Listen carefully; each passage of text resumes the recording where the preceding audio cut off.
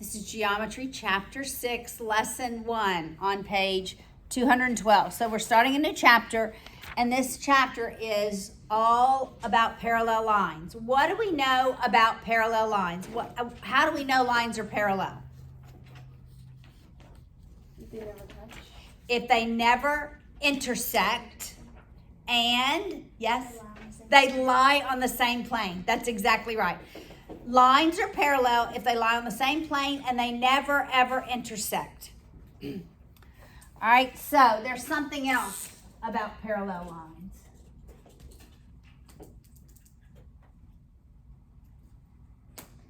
So if I tell you those lines are parallel, and if these two lines were graphed on the Cartesian coordinate system, such as that was the x-axis and that was the y-axis, both of these lines would have to have the same slope but different y-intercepts. So parallel lines have the same slope but different y-intercepts. So in order to be parallel, lines must be rising and running at the same rate.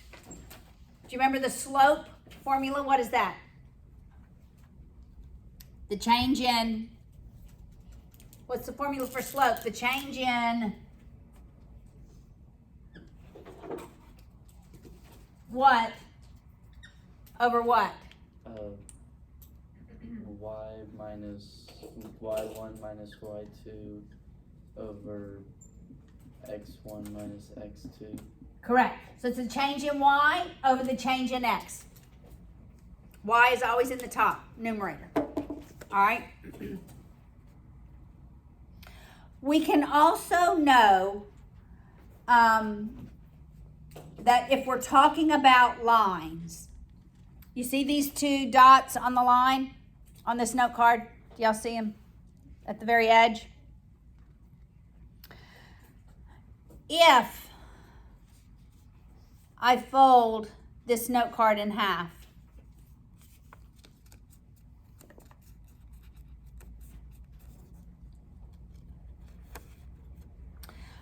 I can know that where I folded it is the midpoint between those two lines, right? Between those 2 points. Do you agree? That where I folded is the midpoint. And the line that would connect those 2 points is also perpendicular to this line, right? I can know that. Why can I know that? All right, look at this. Do you believe that the distance from this point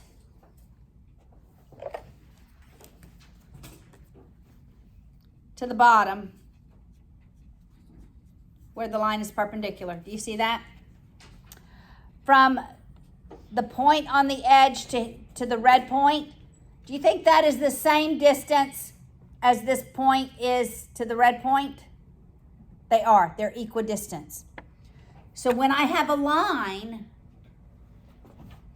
and 2 points on the line are equidistant to another point that's on a separate line, then I can say those lines are perpendicular. All right, so we know about parallel lines, but what about perpendicular lines?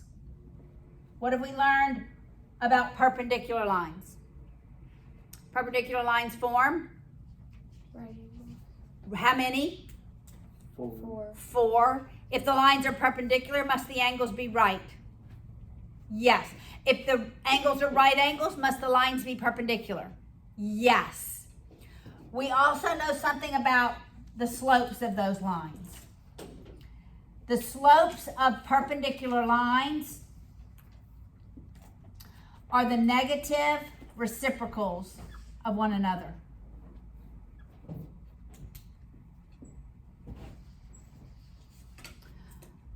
Such that if I tell you the slope, M represents the slope, so does X with a line over it. Depends on which math textbook you're using. Both of those symbols mean slope. If I tell you the slope of one line is 1/2,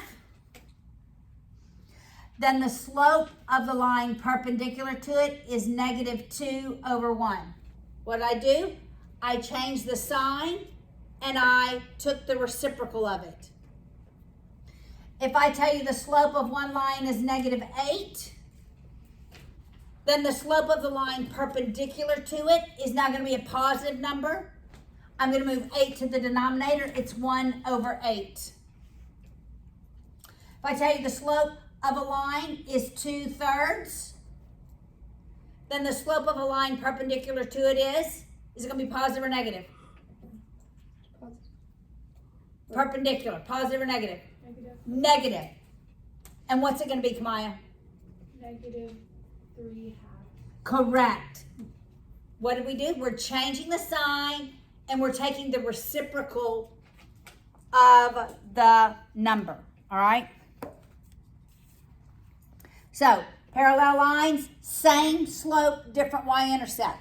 Perpendicular lines, their slopes are the negative reciprocals. And they also have different y-intercepts. All right, so look at the definition of line symmetry.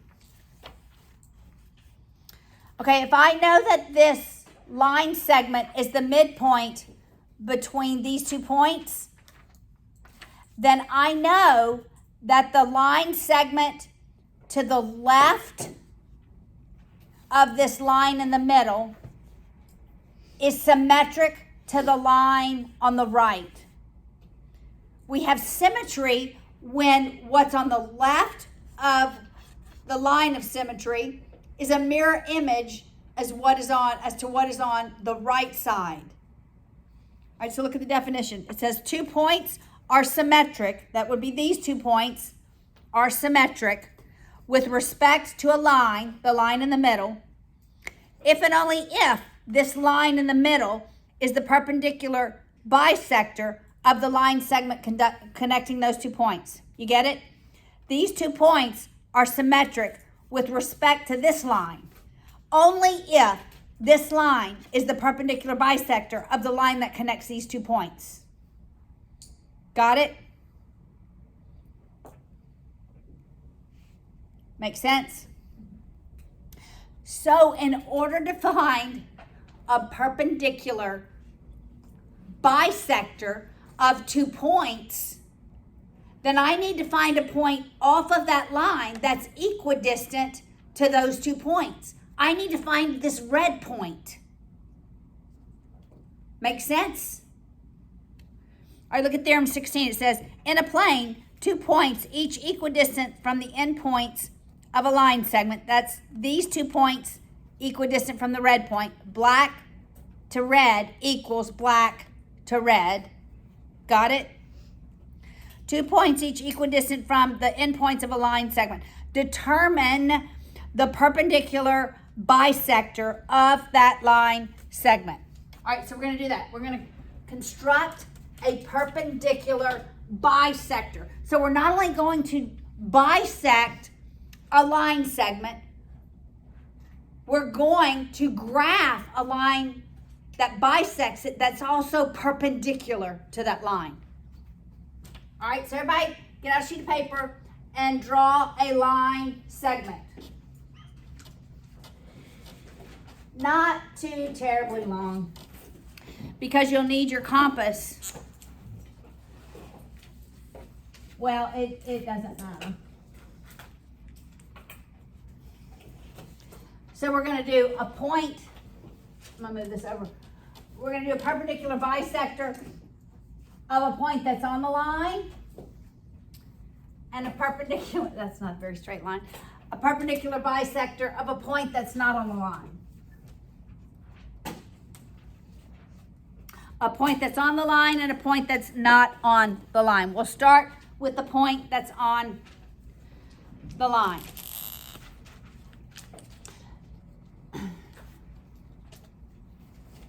Okay, so I want to make this the midpoint of some points that are on this line. So in order to do that, everybody have their compass ready?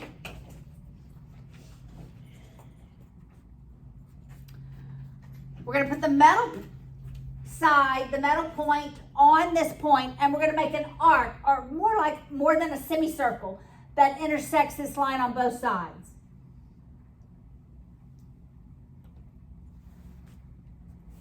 Make sense? Semicircle. So we have to find the midpoint first. No. Just any point. Any point on that line. Semicircle. Yes, from that point.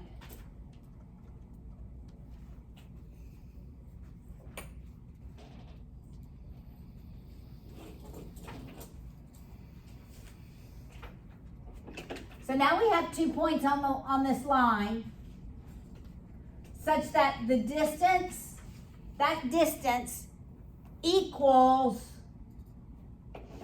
that distance, right?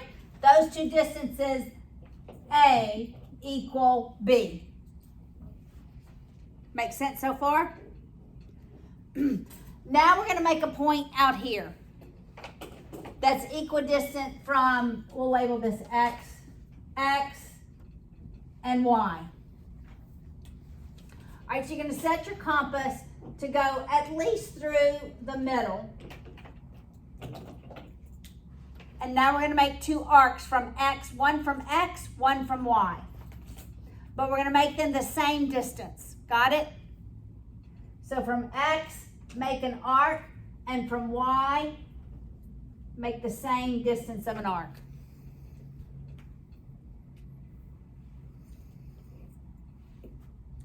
And we'll call that C.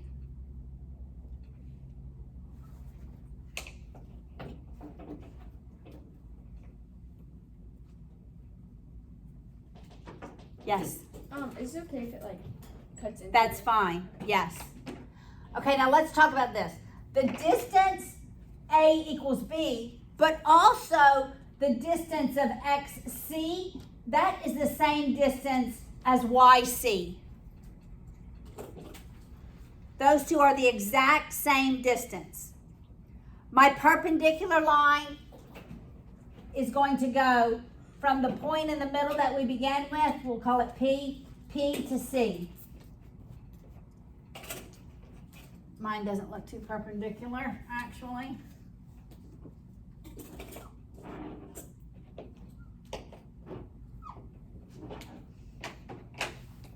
I want you to measure this angle and see if you got a perpendicular 90-degree angle. Did you get a 90-degree angle?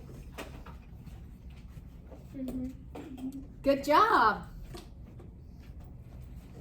Can you measure X to C to see if that's the same length as C to Y? Those should all be the same.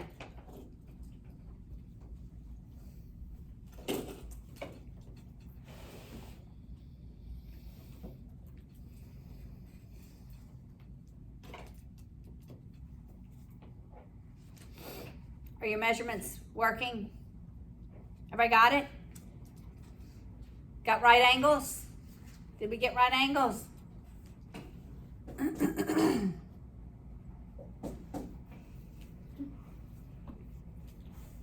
All right. Now let's construct a line perpendicular to this line through a point that's not on a line.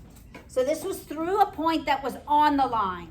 This one's going to be through a point that's not on the line. So draw any line segment, put a point above it. Doesn't have to be the middle. You're just going to put a point above it. God bless you. God bless you. We're going to do the same marks, but our point now is not on the line. Pretty much the same construct. All right, so your metal piece goes on point P, and we're going to intersect the line segment with a large arc.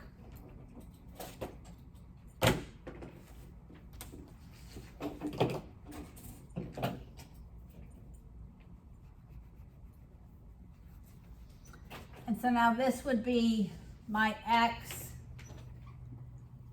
and my Y.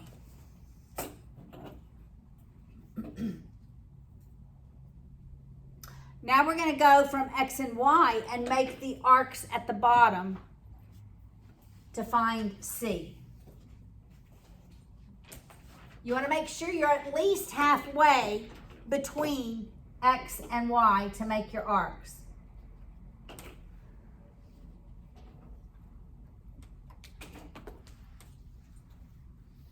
And we'll call this C.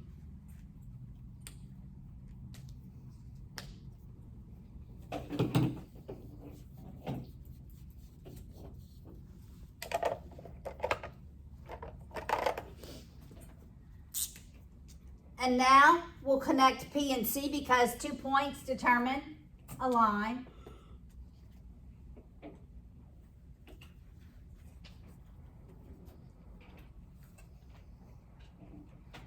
So PC should be perpendicular to XY. Do you have right angles?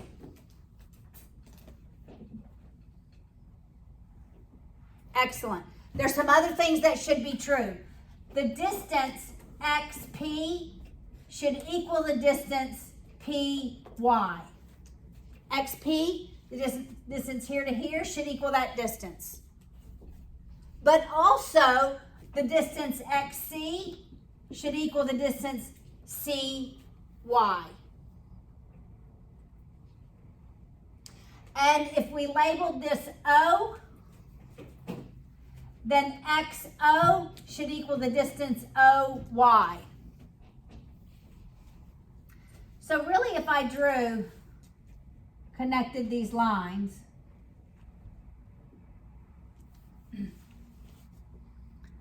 well, mine looks like a kite. Do I have any congruent triangles?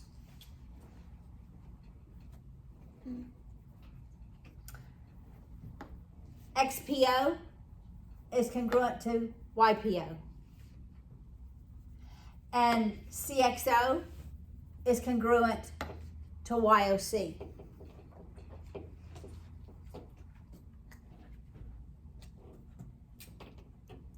And that, ladies and gentlemen, is how you find the area of a kite-looking figure.